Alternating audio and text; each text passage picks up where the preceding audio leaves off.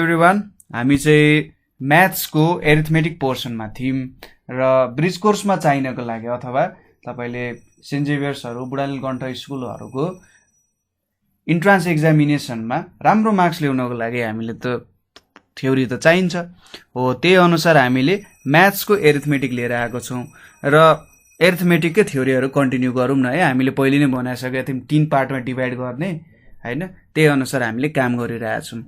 अब एउटा के कुराहरू छ, टर्म्सहरू छ। पर्सेन्टेज भनेको त तपाईलाई थाहा छँदैछ। पर्सेन्टेज भेट्नु भनेर सोध्यो भने केही कुराको आउट अफ 100 कति पार्ट छ भनेर भेट्नु जस्तो हो। ठीक छ, आउट अफ 100 कति पार्ट यसले क्यारी गर्छ भनेर चाहिँ भेट्नु जस्तो हो। ठीक छ, जस्तै कसैले सोध्यो अरे, कसैले के आयो अरे भन्दा मट्टितेलको दाम चाहिँ 50 रुपैयाँदेखि 40 रुपैयाँमा झर्यो रे भनेपछि कति पर्सेन्टेज चेन्ज भयो। ठीक छ, कति पर्सेन्टेज चेन्ज भयो भनेर सोध्यो अरे। ठीक छ, कति पर्सेन्टेज चेन्ज भयो भन्दा हामीले हेर्नुस् त सुरुमा दाम कति घटेछ त 10 रुपैयाँले घट्यो हैन। चेन्ज कति भयो त 10 रुपैयाँले चेन्ज भयो। ओरिजिनल कति थियो? ओरिजिनल 50 रुपैयाँ थियो हैन। ओरिजिनल कति थियो? 50 रुपैयाँ थियो। भनेपछि कति पर्सेन्टले चेन्ज आएछ भन्दाखेरि हामीले कति चेन्ज हेर्यौं दाममा 10/50 * 100% हुन्छ। यसले हामीले कति भ्यालु दिन्छ? 20% चाहिँ चेन्ज आएछ। ठीक छ, यहाँबाट के देख्न सकिन्छ? हाम्रो मट्टितेलमा 20%ले गिरावट आएछ मट्टितेलको भ्यालुमा हैन। पर्सेन्टेजको जेनरली यस्तै क्वेशन्सहरु सोध्छ। अथवा कहिले के सोधिन्छ भने व्हाट पर्सेन्टेज, मैले यसरी पर्सेन्टेजलाई लेखे, what percentage of 140 will equal 7% of 500। यसले के सोधिरहेछ भने सपोज 7% अफ 500 को जति भ्यालु हुन्छ त्यो भ्यालु ल्याउनको लागि मैले यहाँनेर कति पर्सेन्ट अफ 140 लिनु पर्यो भनेर सोधिरहेछ। यसको लागि सुरुमा तपाईहरुले 7% अफ 500 जिक्ने। 7% अफ 500 भनेको के हुन्छ? 7/100 * 500 हुन्छ भनेपछि योबाट भ्यालु 35 आउँछ। सपोज अब हामीले यो पर्सेन्टेजलाई x भनेर सपोज गरौँ। Let x percentage of 140 be कति भ्यालु भेट्यौं? 35 भेट्यौं। भनेपछि x पर्सेन्टेज अफ 140 = 35 लेख्न मिल्यो। x/100 * 140 भनेको 35 आउने भयो। यो भ्यालु काटियो। 7 2 जा 14, 7 5 जा 35, 2 5 जा 10 भनेपछि x = 25 हुने रहेछ। यहाँबाट के लेख्न सकिन्छ अब? 25% अफ 140 भनेको चाहिँ इक्वल्स टु 7% अफ 500 हुने रहेछ। यस्तै क्वेशन्सहरु जेनरली सोधिरहेको हुन्छ। हामी यसको प्रब्लम्सहरु पनि सल्भ गर्छौं बिस्तारै। ठीक छ, यसपछि प्रॉफिट एन्ड लस को कुराहरु छ हैन। प्रॉफिट एन्ड लस को कुराहरु छ। प्रॉफिट एन्ड लस त तपाईलाई थाहा छदैछ। प्रॉफिट एन्ड लस, प्रॉफिट भनेको के त? नाफा, लस भनेको घाटा हुने भयो। तपाईले एउटा कुरा, सपोज तपाईसँग एउटा भिडियो गेम थियो अरे, ल एउटा भिडियो गेम थियो, तपाईलाई त्यसले 500 रुपैयाँ लाउनु भयो हैन। र तपाईले अब बेच्दाखेरि 400 रुपैयाँमा बेच्नु भन्दा तपाईलाई किनेको दाम भन्दा 100 रुपैयाँ घाटा लाग्यो नि भनेपछि तपाईलाई चाहिँ लस भयो। यहाँनेरि तपाईले 100 रुपैयाँ चाहिँ कममा बेच्नु भयो भने तपाईलाई घाटा लाग्यो, यसलाई लस भन्छ। प्रॉफिट भनेको के हो? तपाईले 500 रुपैयाँमा किन्नु भएको भिडियो गेम 600 रुपैयाँमा बेच्नु भयो हैन। भनेपछि 100 रुपैयाँ त के भयो? एक्स्ट्रा आयो नि। 500 रुपैयाँ मात्रै तिरेको थियो, के भयो त? त्यो 600 रुपैयाँ त्यसको दाम भयो। भनेपछि यहाँबाट हामीले थाहा पायौं यहाँ चाहिँ प्रॉफिट भयो, नाफा भयो, धेरै पैसा आयो हैन। अर्को अझै राम्रो भिडियो गेम किन्न सक्यो। अब यसलाई के लेख्न सकिन्छ भन्दा एउटा यहाँनेरि हुन्छ कस्ट प्राइस। कस्ट प्राइस भन्ने हुन्छ सीपी भन्छ यसलाई। सीपी भनेको तपाईले त्यसलाई मार्केटमा किन्दा, बजारमा किन्दा ओरिजिनल मूल्य कति लाग्यो भनेको सीपी हुन्छ। ओरिजिनल मूल्यलाई सीपी भन्छ। अब त्यसलाई तपाईले बेच्नु भयो भने त्यसलाई के भन्छ त? सेलिङ प्राइस भनेर भन्छ अथवा एसपी भनेर भन्छ। ठीक छ, सेलिङ प्राइस अथवा एसपी भनेर भन्छ। बजारबाट किनेको मूल्य कस्ट प्राइस भयो, त्यसलाई बेचेको मूल्य के भयो त सेलिङ प्राइस हुने भयो। अब यसको केही इम्पोर्टेन्ट फर्मुलाहरू छ, यो फर्मुलाहरू तपाईहरुले लेख्नु होला है, ताकि पछि प्रब्लम सल्भ गर्न एकदमै सजिलो हुन्छ। यो फर्मुला बाहेक तपाईहरुलाई अरु कुनै फर्मुला याद गर्ने जरुरतै छैन। प्रॉफिट भनेको के हुन्छ, एसपी माइनस सीपी के हुन्छ त, एसपी माइनस सीपी ले चाहिँ के दिन्छ, प्रॉफिट दिन्छ हैन, प्रॉफिटै दिन्छ। अर्को कुरा छ लस भनेको CP minus SP, CP minus SP ले चाहिँ के दिन्छ त यहाँनेरि हामीलाई लसको भ्यालु दिन्छ। एसपी माइनस सीपी भने अब सेलिङ प्राइस धेर भयो, कस्ट प्राइस भन्दा त्यो प्रॉफिट हुने भइहाल्यो। हामीले अघि हेर्यौं नि 500 रुपैयाँमा किनेको भिडियो गेम 600 रुपैयाँमा बेच्नु भयो, सेलिङ प्राइस 600 भयो, कस्ट प्राइस 500 भयो भनेपछि प्रॉफिट भयो। त्यो भएर हामीले एसपी माइनस सीपी गर्यौं। त्यसैगरी 500 रुपैयाँमा किनेको भिडियो गेम 400 रुपैयाँमा बेच्नु भयो। 500 रुपैयाँ भनेको तपाईको कस्ट प्राइस भयो र 400 रुपैयाँ भनेको तपाईको सेलिङ प्राइस भयो। त्यति बेला लस आउने भयो हैन। अब पर्सेन्टेजमा भेट्नु पर्ने छ भने प्रॉफिट पर्सेन्टेज भनेको के हुन्छ त, प्रॉफिट अपन सीपी, ठीक छ। प्रॉफिट अपन सीपी लेखिन्छ यसलाई, प्रॉफिट बाइ सीपी इन्टु 100% हुन्छ, ठीक छ। Profit by CP, profit percentage भेट्नु पर्यो भने। त्यसैगरी तपाईले चाहिँ लस पर्सेन्टेज भेट्नु पर्यो, LOSS लस पर्सेन्टेज भेट्नु पर्यो भने यहाँनेरि लस बाइ सीपी इन्टु 100% गर्नुपर्ने हुन्छ हैन। यसरी तपाईले लस पर्सेन्टेज भेट्नुहुन्छ। यदि तपाईलाई चाहिँ एसपी दिएको छ र प्रॉफिट दिएको छ, ठीक छ, एसपी दिएको छ र प्रॉफिटको पर्सेन्टेज दिएको छ भने तपाईले सीपी कसरी भेट्न सक्नुहुन्छ भन्दा SP into 100 divided by 100 plus प्रॉफिटको पर्सेन्टेज, ठीक छ। प्रॉफिटको पर्सेन्टेजले तपाईले सीपी भेट्न सक्नुहुन्छ।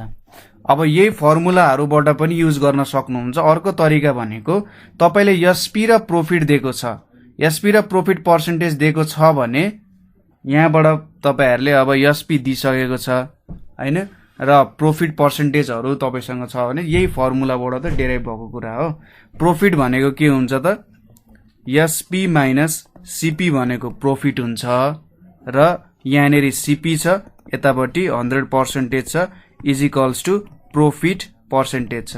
अब यसलाई यहाँनेरि यसलाई यता लाने, उसलाई पनि उता लाने, त्यहाँबाट मिलाउँदाखेरि यो फर्मुला तपाईले डेराइभ गर्न सकिहाल्नुहुन्छ है। यही फर्मुला याद गरे पनि हुन्छ, एकदमै सजिलो फर्मुला छ नि हैन। CP is equals to SP into 100 by 100 plus profit percent. यो फर्मुला पाएको भए त मैले पनि धेरै कुरा गर्थे होला है पहिले। अर्को के छ भने सपोज तपाईलाई एसपी दिएको छ र लस पर्सेन्टेज दिएको छ। मैले लस पर्सेन्टेजलाई यल लेखे है। लस पर्सेन्टेज दिएको छ भने सीपी कसरी भेट्नुहुन्छ तपाईले, एसपी इन्टु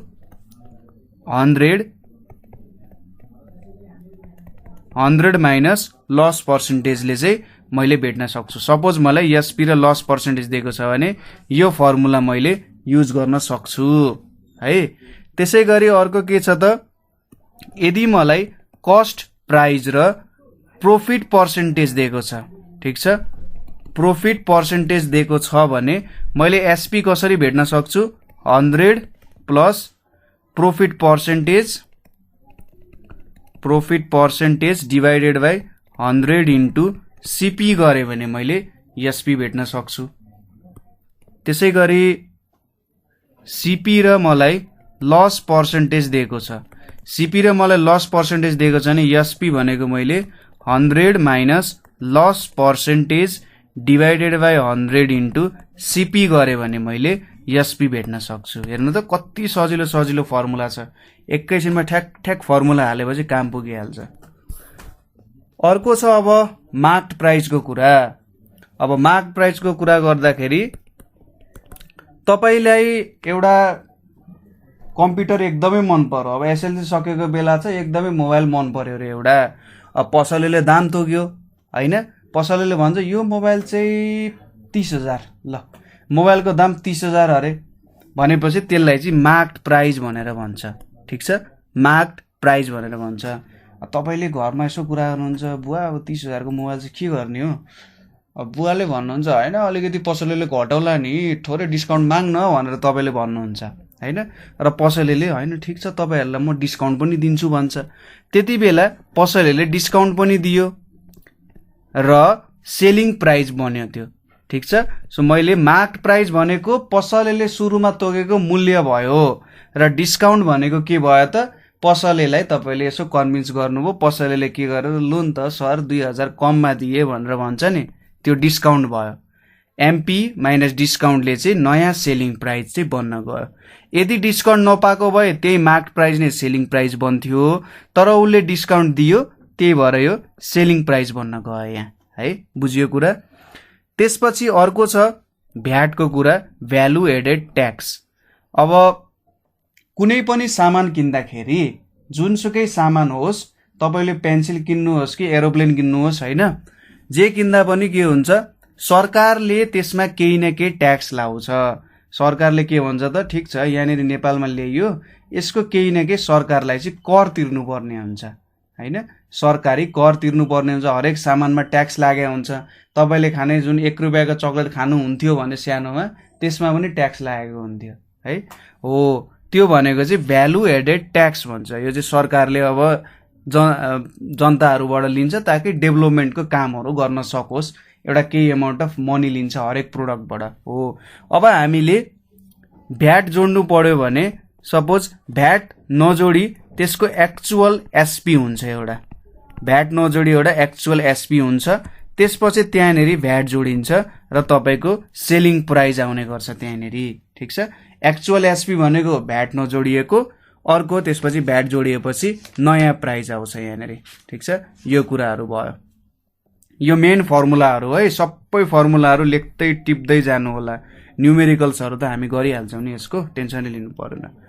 अर्को छ अब यहाँनिर सिम्पल इन्ट्रेस्ट। सिम्पल इन्ट्रेस्ट सेतो लेभल लेख्न थालिन्छ। अर्को भनेको simple interest and compound interest. Interest भनेपछि के भयो त ब्याज दर भयो।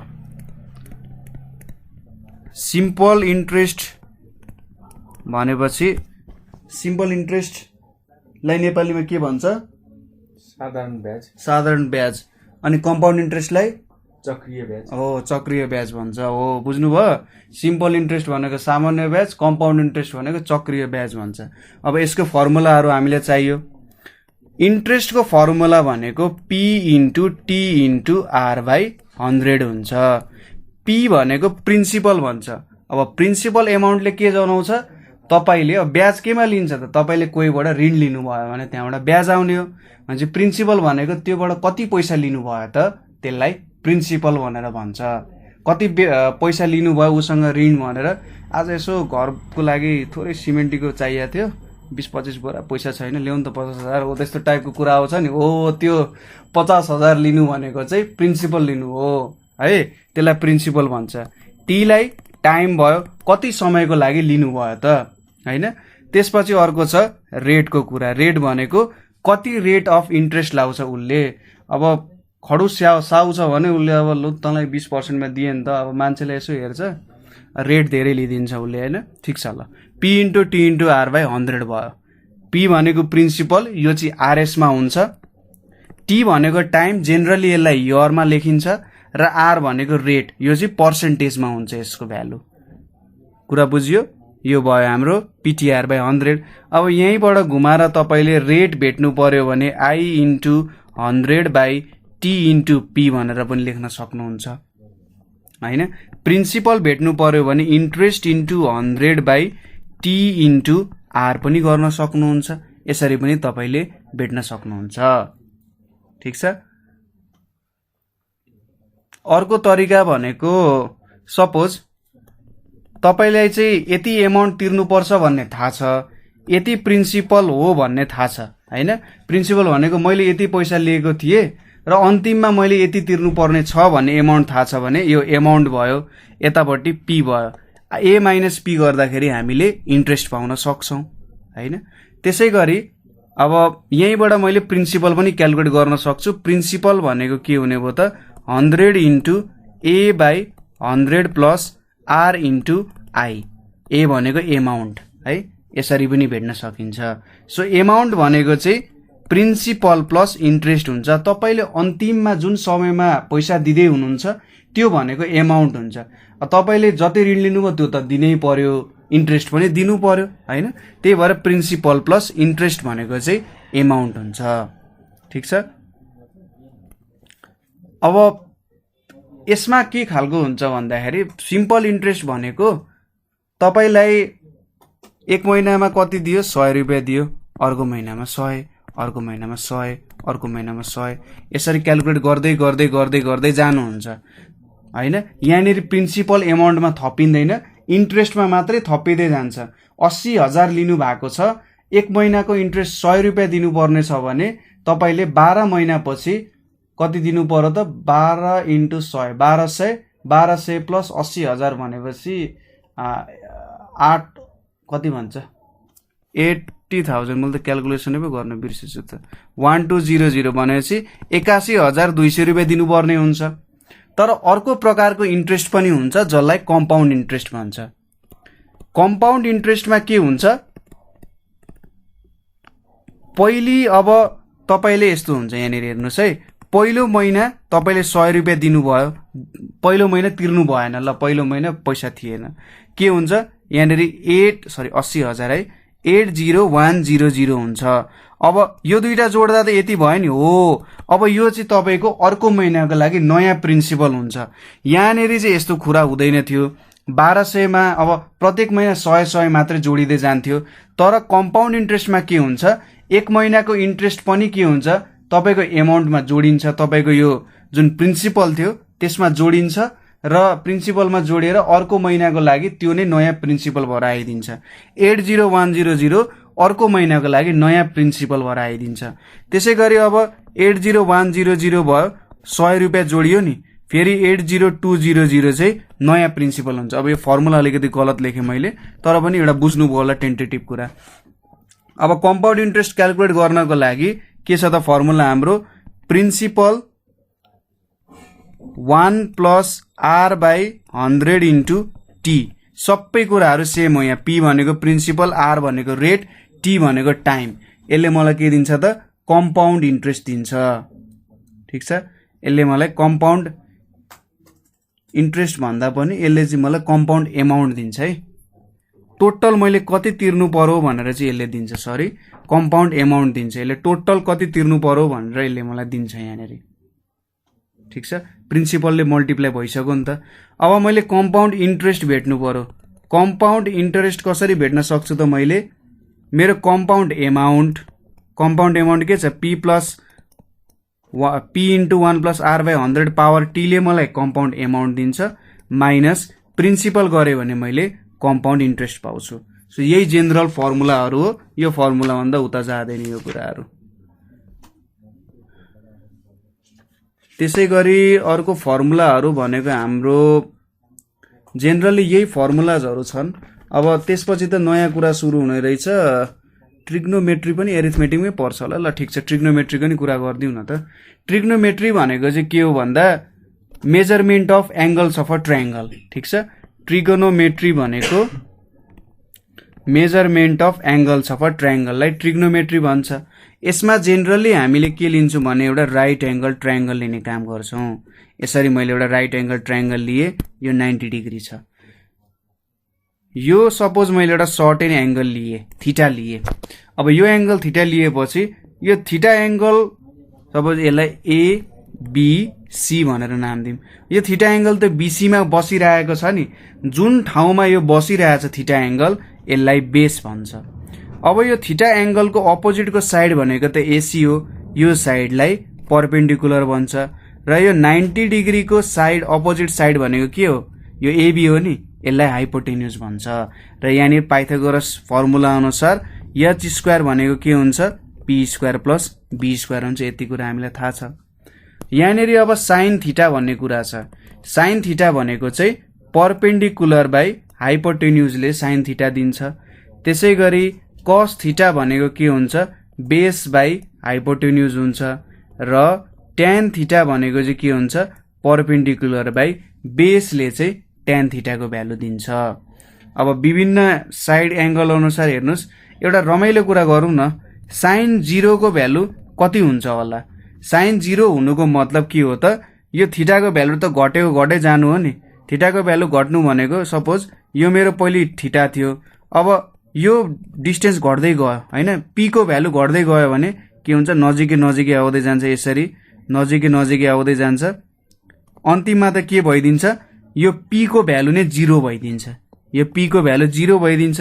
सो 0/h भनेको के आउँछ त, यहाँनेरि 1 आउन, सरी 0/h कहाँ 1 हुन्छ, 0 हुन्छ नि, 0 आइदिन्छ यहाँनेरि।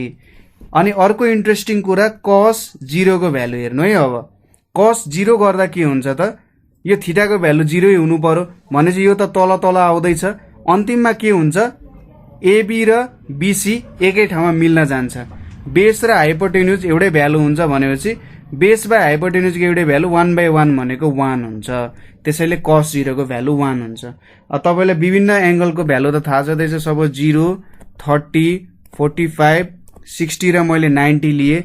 यहाँनेरि साइन, cos, tan को भ्यालुहरु लिए भने साइन 0 0 भयो, 30 डिग्रीमा 1/2 हुन्छ, 45 मा 1/√2, 60 मा √3/2, यहाँ 1। cos को 0 डिग्रीमा 1 हुन्छ, 30 डिग्रीमा √3/2 हुन्छ, 45 मा 1/√2 हुन्छ, 60 मा 1/2 हुन्छ, यहाँनेरि 0 हुन्छ। त्यसै यहाँनेरि 0 हुन्छ, यहाँनेरि 1/√3 हुन्छ, यहाँनेरि 1 हुन्छ, यहाँ √3 हुन्छ, यहाँनेरि इन्फाइनाइट भ्यालु हुन जान्छ। ठीक छ, यही कुराहरु हो। अनि अर्को कुरा भनेको यहाँ एंगल अफ एलिभेसनको कुरा छ। एंगल अफ एलिभेसनको कुरा छ। यसको लागि पनि मैले एउटा राइट एंगल ट्रायंगल ड्र गर्नुपर्ने हुन्छ। यो मैले एउटा राइट एंगल ट्रायंगल बनाए, यो साइडलाई मैले एबीसी भनेर रिप्रेजेन्ट गरे है। एंगल अफ एलिभेसन भनेको चाहिँ के हो भन्दा, सपोज यहाँनेरि एउटा मान्छे बसिरहेको छ र उसले यो रुख, सपोज यो एबी भनेको एउटा रुख हो रे है, एउटा रुख छ, यो रुख छ अरे, यो रुखको टुप्पोमा हेरिरहेछ। अब यो टुप्पोमा हेर्दा उसले एउटा लाइन एसी बनाउँछ। यो एसी लाइनले यो बीसी सँग कति एंगल बनाउँछ नै के हो त, एंगल अफ एलिभेसन हो। तपाई आफूले यहाँ बसेर हेरिराख्नु भएको छ, अब तपाई अब आँपको सिजन हो, आँपको रुखको टुप्पोमा हेरिराख्नु भएको छ, अरे लास्टै पाएको आँप से यार के गर्ने होला, झार्न सकिन्छ कि नै, ढुङ्गा ताकिराख्नु भएको छ है तपाईले। अब ढुङ्गा ताकेर त ठ्याक्कै एंगलमा लाग्नु पर्यो हैन, अब एंगल मिल्नु पर्यो नि त। भनेपछि तपाईले ढुङ्गा ताक्दाखेरि यो सीए लाइन बनाउनुहुन्छ नि, यसरी ढुङ्गा ताक्नुहुन्छ, सीए लाइनमा ठ्याक्कै एउटा लाइन बनाउनुहुन्छ। अब यो सीए लाइन भनेको तपाईको ढुङ्गाले बनाउनु पर्ने एउटा पाथ हो, यो बाटो हो तपाईको ढुङ्गाको बाटो। र त एउटा ग्राउन्ड भयो, यो बीसी ग्राउन्ड भयो नि हो। यो जुन थीटा एंगल छ, यो थीटा एंगल भनेको चाहिँ तपाईको ढुङ्गाको बाटो र यो जुन ग्राउन्ड छ त्यो बीचको एंगललाई चाहिँ एंगल अफ एलिभेसन भन्छ। टेन्टेटिभ कन्सेप्ट बुझ्नु पर्ने हो, यहाँनेरि थ्योरिटिकल लाइन्सहरुमा चाहिँ हामी नजाउँ होला। ठीक छ, यो भनेको हाम्रो थीटा भयो है। त्यसैगरी अर्को छ एंगल अफ डिप्रेसन भनेर छ। एंगल अफ डिप्रेसन भनेर छ। यसको लागि पनि एउटा राइट एंगल ट्रायंगल बनाऊ। ल, यो एउटा राइट एंगल ट्रायंगल भयो, यो ए भयो, यो बी भयो, यो सी हुन गयो। यति एबीसी भइसकेपछि सपोज अब यो पोइन्टबाट एउटा बाँदर छ अरे हैन, बाँदरले पनि त्यही आँप खान खोजिरहेछ अरे। अब तपाईले ठ्याक्क ढुङ्गा फाल्नु भयो, बाँदरले च्याप्प पक्ड्यो है। अब के गर्नुहुन्छ, बाँदरले पनि हेरिरहेछ, मेरो आँप खान खोजिरहेछ यार यसले यार भनेर। अब बाँदरले पनि तपाईतिर ढुङ्गालाई झटाएर हान्न खोज्छ। अब बाँदरले पनि क्याल्कुलेसन गर्नु पर्यो, हेर्नु बाँदर पनि सानोतिनो आइन्स्टाइन बन्न सक्छ त्यो बेलामा। ठ्याक्कै के गर्छ त, उसले एउटा सर्टेन एंगलमा फाल्न सक्छ त्यो ढुङ्गा हैन, त्यो सर्टेन एंगलमा फाल्न सक्छ। यो पोइन्ट ए बाट उसले सी मा फाल्नु पर्ने हो। तपाई अब तर्किन खोजिराख्नु भएको छ नि, यताउता हिँडिराख्नु भएको छ, बाँदरले यो रुखबाट चाहिँ ढुङ्गा ताकिरहेछ भने यहाँनेरि जुन एंगल थीटा डिग्री बन्छ नि, तपाईले यो पोइन्टबाट एउटा यसरी होरिजेन्टल लाइन बनाउनु भयो जुन चाहिँ प्यारलल टु यो बेस छ, र यो एसी जुन लाइन छ उसले ढुङ्गा ताक्ने लाइन, त्यो लाइन र यो प्यारलल यता बनाउने एंगल चाहिँ थीटा डिग्री हुन्छ र यसलाई एंगल अफ डिप्रेसन भनेर भन्छ। ठिक छ। मेन फर्मुला यही नै भयो हैन। ट्रिग्नोमेट्रीको मेन फर्मुलाजहरू भनेको चाहिँ यति नै छ। अनि स्ट्याटको कुराहरू अब थोरै स्ट्याटको फर्मुलाजहरू पनि हामीले लेख्नुपर्ने हुन्छ। स्ट्याटको फर्मुलाजहरू त तपाईँले मजाले नै लेखिहाल्नुहुन्छ होला है। पहिलो छ स्ट्याटिस्टिक्सको मिनको फर्मुलाहरू। स्ट्याटिस्टिक्सको मिनको फर्मुलाहरू भनेपछि सपोज तपाईसँग केही नम्बर अफ डेटाजहरू छ हैन, केही नम्बर अफ डेटाजहरू छ भने मिन भनेको के हो त, त्यो डेटालाई समेट्ने एउटा भ्यालु, ठिक छ। त्यो सबै डेटालाई एउटा नम्बरले रिप्रेजेन्ट गर्नु पर्यो भने त्यसलाई चाहिँ एउटा म्याथमेटिकल भाषामा सेन्ट्रल टेन्डेन्सी भनेर भन्छ हैन। तर यहाँनिर सेन्ट्रल टेन्डेन्सी भेट्ने तरिका भनेको मिन, मिडियन, मोडहरूलाई सेन्ट्रल टेन्डेन्सी भन्छ। त्यो सबै डाटाहरूलाई मैले मिलाउनु पर्यो भने के हुन्छ त, त्यसलाई चाहिँ सेन्ट्रल टेन्डेन्सी भन्छ हैन। सेन्ट्रल टेन्डेन्सी भनेको चाहिँ एउटा सेन्ट्रल टेन्डेन्सीको मिन पनि हो है। मिन पनि एउटा सेन्ट्रल टेन्डेन्सी हो।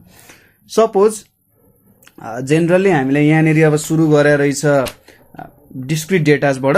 अब हामीले चाहिँ सुरु गरौँ इन्डिभिजुअल डेटा।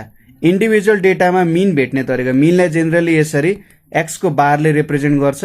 इन्डिभिजुअल डेटामा सबै डेटाको सम, सपोज सबै डेटालाई स्मल एक्सले रिप्रेजेन्ट गर्यौँ र टोटल नम्बर अफ डेटाजलाई स्मल एनले रिप्रेजेन्ट गर्यौँ भने यसले मलाई मिनको भ्यालु दिन्छ। अब डिस्क्रिट डेटाजहरूमा अथवा कन्टिन्युस डेटाजहरूमा मिन भेट्नु पर्यो भने के गरिन्छ, summation F M by N हुन्छ। यो एम भनेको चाहिँ कन्टिन्युस डेटामा 0 to 10, 10 to 20 भनेर हुन्छ नि हो। यिनीहरूको मिड भ्यालुजलाई चाहिँ एम भनेर भन्छ। एफ भनेको फ्रिक्वेन्सी भयो, एन भनेको अब एन डाटा नै भयो नि हैन। यहाँनिर चाहिँ फ्रिक्वेन्सीको समलाई भन्छ है। यदि मैले डिस्क्रिट र कन्टिन्युसको कुरा गरिरहेको छु भने फ्रिक्वेन्सीको समलाई चाहिँ एन भन्छ। अब अरू दुईटा तरिकाहरू छन् मिन भेट्ने। एउटा चाहिँ स्टेप डेभिएसन मेथड भन्छ, अर्कोलाई सर्टकट मेथड भन्छ। अब सर्टकट मेथडमा सर्टकट केही नै छैन क्या, ऊ आफैमा लङ कट छ, त्यही पनि सर्टकट भनिरहेछ। एक्स मिनको भ्यालु के हुन्छ, A plus summation F D by N हुन्छ। यो चाहिँ हाम्रो एससी मेथड अथवा सर्टकट मेथड भयो। त्यसै गरी अर्को स्टेप डेभिएसन मेथड भनेर छ, A plus summation F D dash by N into I छ। यो भयो हाम्रो स्टेप डेभिएसन मेथड। यसलाई चाहिँ स्टेप डेभिएसन मेथड भनेर भन्न सकिन्छ, ठिक छ। यो कुरा पनि बुझियो। यति हो फर्मुला। त्यसपछि अर्को आउँछ मिडियन। मिडियनले के गरिदिन्छ त, एकैचोटि बीचबाट चिर्दिने हो। एउटा बीचमा एउटा भ्यालु आउँछ, उसले दुईतिर स्वाट स्वाट चिरेर फालिदिन्छ क्या। मिडियनले कुनै पनि डेटाजहरू छ भने उसको सबसे मिडल भ्यालु के हो त भन्ने कुरा थाहा पाउँछ, त्यो भनेको मिडियन हुन्छ। र मिडियनको लेफ्ट साइडमा मिडियन भन्दा सानो डेटाहरू हुन्छ, मिडियनको राइट साइडमा मिडियन भन्दा ठुलो डेटाहरू हुन्छ। जहिले पनि मिडियन भेट्दा तपाईले ख्याल गर्नुपर्ने कुरा भनेको तपाईको डेटा जस्तो भयो भने तपाईले त्यसलाई एसेन्डिङ और डिसेन्डिङमा राखौं, ठीक छ। एसेन्डिङ और डिसेन्डिङ अर्डरमा तपाईले राख्नुपर्ने हुन्छ, नभए तपाईको मिडियन भेटेको फेल खान्छ, ठीक छ। एसेन्डिङ और डिसेन्डिङ अर्डरमा तपाईले राख्नुपर्ने हुन्छ। त्यसपछि तपाईले कतिवटा डाटा रहेछ भन्ने कुरा थाहा पाउनु पर्ने हुन्छ, ठीक छ। कतिवटा डेटा रहेछ भन्ने कुरा थाहा पाउनु पर्ने हुन्छ र डेटालाई डिभाइड बाइ 2 गर्ने। अब इन्डिभिजुअल डेटा हो भने सिधै n/2 गरेपछि मिडियन आउँछ हैन, n/2 गरेपछि मिडियन आउँछ। यदि डिस्क्रिट र कन्टिन्युअस हो भने n+1/2 है, सरी यो चाहिँ इन्डिभिजुअलको लागि n+1/2 गरिन्छ, डिस्क्रिटको लागि पनि n+1/2 गरिन्छ। यो पनि डिस्क्रिटको लागि, यो इन्डिभिजुअलको लागि, र कन्टिन्युअसको लागि चाहिँ n/2 गरिन्छ। त्यो अनुसार पोजिसन भेटिन्छ। कन्टिन्युअसको लागि यसले हाम्रो मिडियन क्लास भेटिन्छ, n/2 गरेर मिडियन क्लास भेटिन्छ। र मिडियन भेट्ने फर्मुला भनेको चाहिँ l plus n/2 minus cf by f into I हो, यसरी भेट्न सकिन्छ। यो फर्मुलाहरू छ हामीसँग हैन। जेनरल कुराहरू यही हो। क्वार्टाइलको कुरा भनेको चाहिँ क्वार्टाइलले के गर्छ भने हाम्रो डेटालाई 4 भागमा विभाजन गर्ने काम गर्छ। तीनटा कुराले 4 भागमा, कुनै एउटा लट्ठी काट्नु पर्यो भने लट्ठीलाई 4 भागमा काट्नु पर्यो भने 3वटा पोइन्टमा काट्नु भने 4 भागमा काटिन्छ नि हो। क्वार्टाइलले पनि डाटालाई के गर्छ 4वटा इक्वल भागमा काट्नु पर्यो भने क्वार्टाइलको काम आउँछ त्यहाँनेर है। 3वटा क्वार्टाइल हुन्छ, Q1 Q2 Q3 भन्ने क्वार्टाइल हुन्छ। Q1 भनेको लोवर क्वार्टाइल, Q2 भनेको मिडल क्वार्टाइल अथवा यसलाई मिडियन पनि भनिन्छ, Q3 भनेको अप्पर क्वार्टाइल भनेर भन्छ। ठिक छ।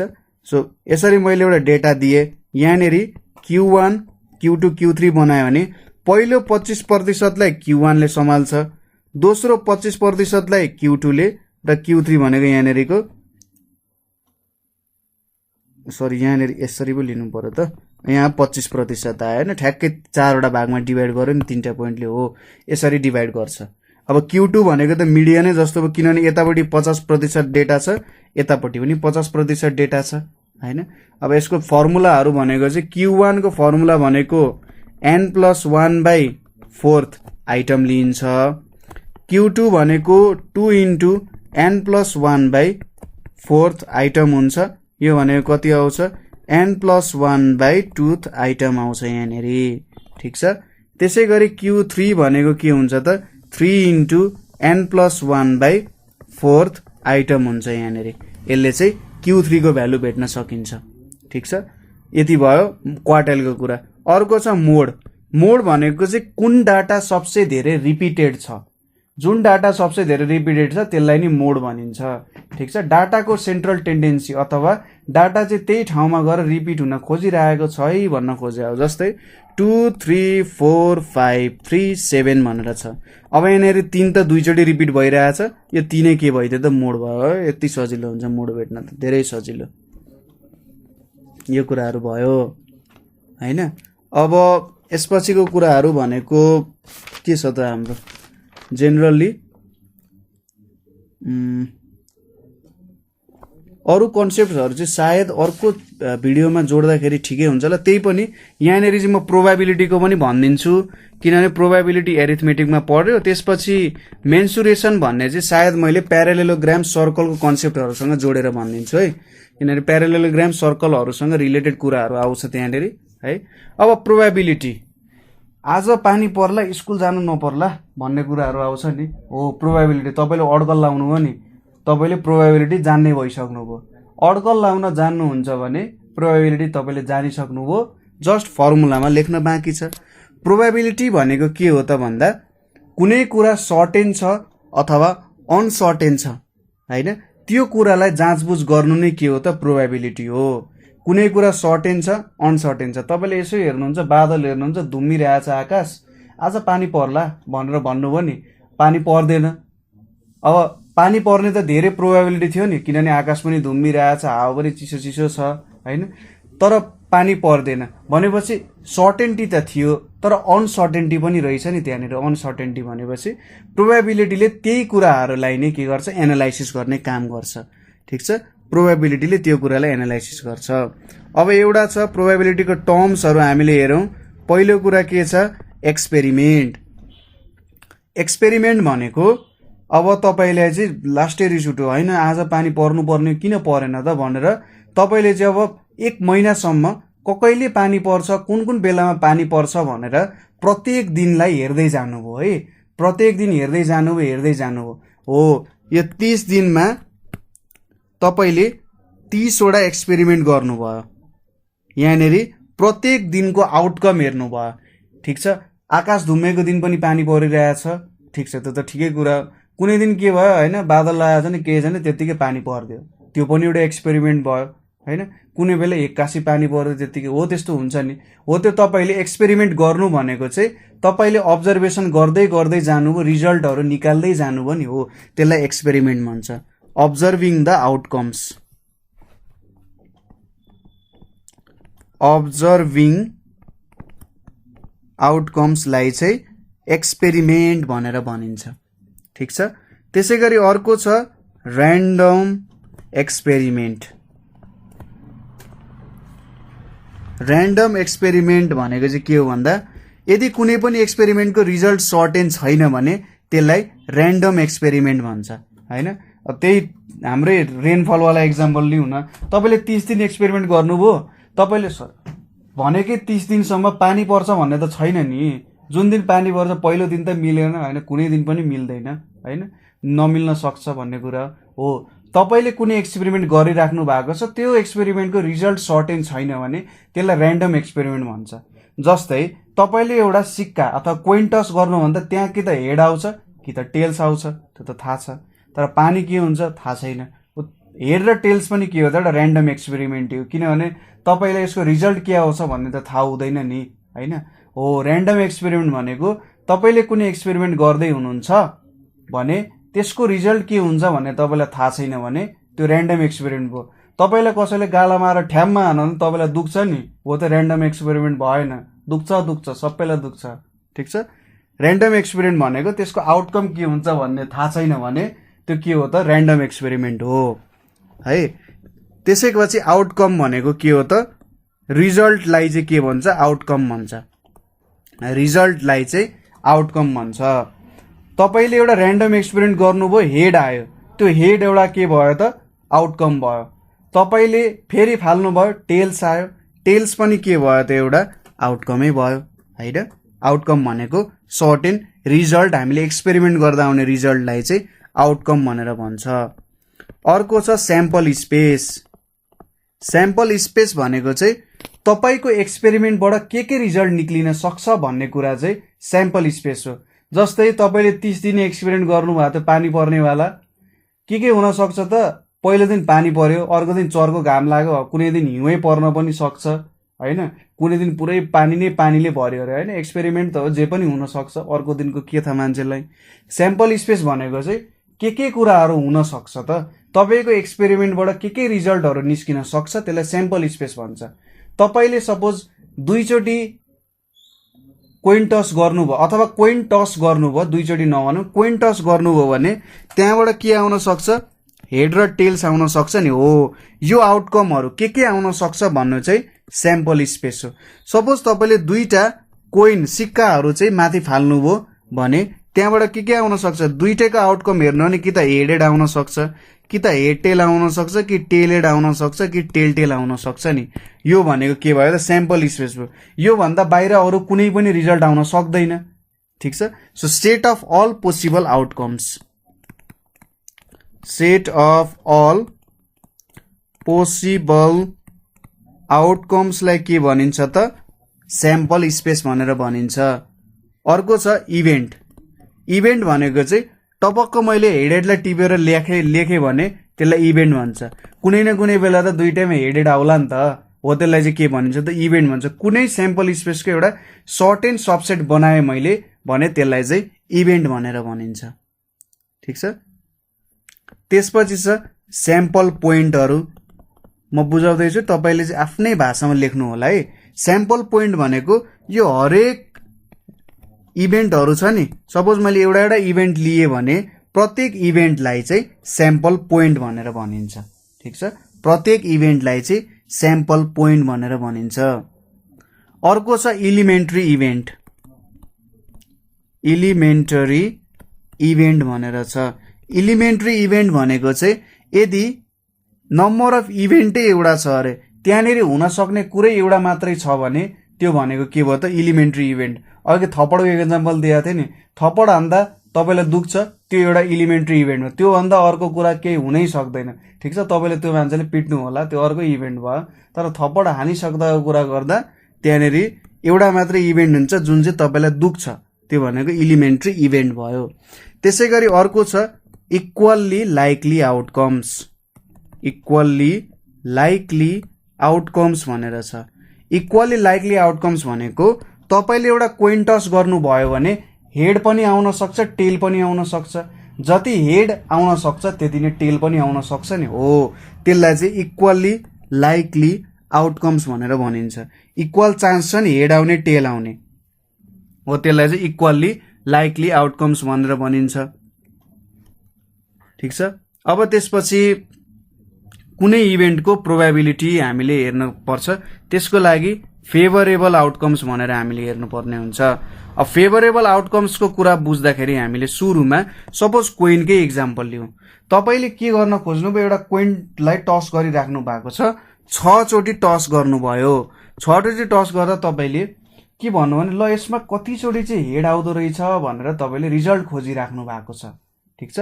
कतिचोटि हेड आउँछ, सपोज तपाईँले एक्सपेरिमेन्ट गर्दा चाहिँ 3 चोटि हेड आयो भने त्यो हाम्रो फेभरेबल आउटकम्स भयो। किन? हामीले त हेड खोजिरहेछौँ नि, होइन? कतिवटा हेड आउँछ भनेर खोजिरहेछौँ भनेपछि 3 वटा हेड आयो भने त्यो तपाईँको फेभरेबल आउटकम भयो, फेभरेबल रिजल्ट भयो।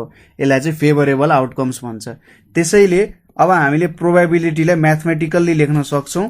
कुनै पनि इभेन्टको प्रोबेबिलिटी अफ इभेन्ट भनेको चाहिँ यसरी ई लेखियो भने त्यो इभेन्टको फेभरेबल केसेस कतिवटा हुन्छ त्यसलाई मैले ई लेखेँ, डिभाइडेड बाई टोटल मैले कतिचोटि एक्सपेरिमेन्ट गरेँ अथवा स्याम्पल स्पेस के हो भनेर लिएँ, ठिक छ। टोटल मैले कतिचोटि एक्सपेरिमेन्ट गरेँ त्यो भयो। सपोज मैले 6 चोटि एक्सपेरिमेन्ट गर्दा 3 चोटि चाहिँ हेड आयो भने 3/6 = 1/2 भनेपछि त्यो प्रोबेबिलिटी कति हुने रहेछ त 1/2 चाहिँ त्यसको प्रोबेबिलिटी हुने रहेछ, हेड आउने प्रोबेबिलिटी। अथवा यसलाई PE = favourable cases of head भनेको NE भयो र टोटल स्याम्पल स्पेस भनेको NS भयो, ठिक छ। कुरा बुझ्यो? यही कुराहरू हो। अब 1-2 के कुराहरू छ त यहाँ भन्दा इन्फर्मेसन अफ कार्ड्स, तासको बारे इन्फर्मेसन छ है, कसैलाई पनि नअन्नु होला। तासको बारे इन्फर्मेसन छ। के छ त भन्दा जेनरली तास भनेको 4 वटा स्टाइलमा राखेको हुन्छ। त्यसमा एउटा के हुन्छ भन्दा स्पेड हुन्छ, त्यसै गरी क्लब हुन्छ, त्यसै गरी हर्ट हुन्छ र डायमन्ड हुन्छ, ठिक छ। यो कुराहरू हुन्छ। अब यहाँनिर एउटा सर्टेन यसरी स्वाट लेखौँ, यहाँनिर यसलाई स्वाटे रातो बनाइदिउँ ल जा। अब हर्ट भनेको चाहिँ के हो? यसरी पाना हुन्छ नि, यो पाना भनेको हर्ट भयो। डायमन्ड भनेको चाहिँ अब नेपालीमा उल्था गर्दैछु है, मैले पनि तास त खेला छैन। डायमन्ड भनेको इटा भयो, हर्ट भनेको पाना भयो। क्लब भनेको चाहिँ के भन्छ यसलाई? हुकुम भन्छ, होइन हुकुम भन्दैन, यसलाई भोटे भन्छ होला। चिडी भन्छ सर। चिडी पो भन्छ ल, चिडी है, चिडी। क्लब भनेको चाहिँ चिडी। अनि स्पिड भनेको सुरत। स्पिड भनेको चाहिँ त्यसो भए यो भोटे नै होला। ल ठिक छ, ठिक छ। ल यही कुरा हो है। हामीलाई एक्सपर्ट एडभाइस आइरहेको छ यहाँनिर, एकदमै यो सम्बन्धी एक्सपर्टले हामीलाई सबै कुरा सम्झाइराख्नु भएको छ, ठिक छ। यो 4 वटा कार्ड हुन्छ। अब स्पेडको 13 वटा कार्ड, क्लबको 13 वटा, हर्टको 13 वटा, डायमन्डको 13 वटा हुन्छ। जम्मा जम्मी तास 52 वटा हुन्छ, ठिक छ। 13 वटा स्पेडको, 13 वटा क्लबको। अब स्पेड र क्लब कालो तासहरू भए, हर्ट र डायमन्ड भनेको रातो तासहरू भए, ठिक छ। 26 वटा रातो तास, 26 वटा कालो तास। बुझ्यो? यो कुराहरू भयो। अनि यहाँनिर 1 देखि 1 2 3 4 5 6 7 8 9 सम्म। अब 1 लाई चाहिँ ए भनेर लेखिन्छ, एक्का हुन्छ, अथवा यसलाई ACE एस भनेर पनि भनिन्छ। त्यसपछि आउँछ जोकर, त्यसपछि क्वीन, त्यसपछि किङ। यति 13 वटा तास हुन्छ। बुझ्यो? जम्मा जम्मी 4 प्रकारको तास, स्पेड, क्लब, हर्ट, डायमन्ड। त्यसमा हर्ट र डायमन्ड रातो तास, स्पेड र क्लब कालो तास, होइन? 26 वटा कालो तास, 26 वटा रातो तास। र हरेकमा के हुन्छ? एक्कादेखि नैलासम्म र गुलाम, मिसी, बासा, यसरी हुन्छ है। यो कुराहरू भयो। र प्रत्येक कार्ड, एउटा कार्ड आउने प्रोबेबिलिटी भनेको यहाँनिर 1/52 हुन्छ। अब यो सम्बन्धी क्वेसन्सहरू गरेपछि हामीले सबै कुराहरू बुझ्छौँ यहाँनिर। प्रोबेबिलिटीमा बुझ्नुपर्ने कुरा भनेको जहिले प्रोबेबिलिटी भनेको 0 एन्ड 1 को बिचमा हुन्छ। कुनै पनि कुराको प्रोबेबिलिटी 1 भन्दा ठुलो हुन पाउँदैन, ठिक छ। जहिले पनि 0 र 1 को बिचमा हुनुपर्छ र लेस देन 0 हुन सक्दैन प्रोबेबिलिटी कहिले पनि, र मोर देन 1 पनि हुन सक्दैन। कुनै कुरालाई 100% भन्दा ज्यादा भन्न सकिन्छ, त्यो त तपाईँलाई मूर्ख बनाइरहेछ। कसैले भनिरहेछ 101% भनेर कसैले भन्यो भने नि त्यसले म्याथमेटिक्स फेल गरेछ, बुझिराख्नु। त्यसले चाहिँ तपाईँलाई धोका दिइरहेछ है त्यो कुराहरूमा, ठिक छ। सो जहिले प्रोबेबिलिटी भनेको 1 भन्दा सानो र 0 भन्दा ठुलो हुन्छ। अर्को प्रोबेबिलिटीको कुरा भनेको हामीले इम्पेरिकल प्रोबेबिलिटी। इम्पेरिकल भनेको चाहिँ के हो भन्दा एक्सपेरिमेन्टल भन्ने कुरा जनाउँछ है। इम्पेरिकल साइन्स भनेर भन्छ, एक्सपेरिमेन्टल साइन्स भन्न खोजे हो है। एक्सपेरिमेन्टमा बेस्ड भएर न कि थ्योरीमा बेस्ड भएर हामीले कुरा गर्यौं भने इम्पेरिकल प्रोबेबिलिटी भन्छ। अब इम्पेरिकल प्रोबेबिलिटी भेट्ने फर्मुला भनेको number of times an event occurs, ठीक छ, कतिचोटि अकर गर्छ divided by number of times experiment is repeated. मैले एक्सपेरिमेन्टलाई EXP लेखेँ, एक्सपेरिमेन्ट इज रिपिटेड। सो कुनै पनि इभेन्टको फेभरेबल केसेस कति छ डिभाइडेड बाई त्यो इभेन्टहरू कतिचोटि अकर गरियो भन्नु के हो त इम्पेरिकल प्रोबेबिलिटी हो। र प्रोबेबिलिटीमा मेन फर्मुलाहरू यति नै हुन्छन् हैन। अब हामीले जेनरली यो इन्डिपेन्डेन्ट इभेन्ट्सहरू डिपेन्डेन्ट इभेन्ट्सको बारेमा चाहिँ MCQ प्रब्लम गर्दा ठिक हुन्छ। थ्योरिटिकल नलेज त्यसको अलिकति यहाँनिर कुरा गर्नुभन्दा प्रब्लमबाट हेर्दै हेर्दै हेर्दै हामीले त्यसको सोलुसन निकाल्दा ठिक हुन्छ है। ठिक छ। सो आजको लागि अब यहाँ हाम्रो एरिथमेटिक पोर्सन यही भइन्छ है। मेन्सुरेसनको पोर्सन चाहिँ मैले भनिहालेँ, जियोमेट्रीको पोर्सनमा हामी जोडेर भन्छौँ मेन्सुरेसनको कुराहरू। ठिक छ। सो आजको लागि यति नै। कहीँनिर बुझ्नु भएन, अझै बुझ्न मन छ भने हामीलाई सोध्न सक्नुहुन्छ। Thank you for watching.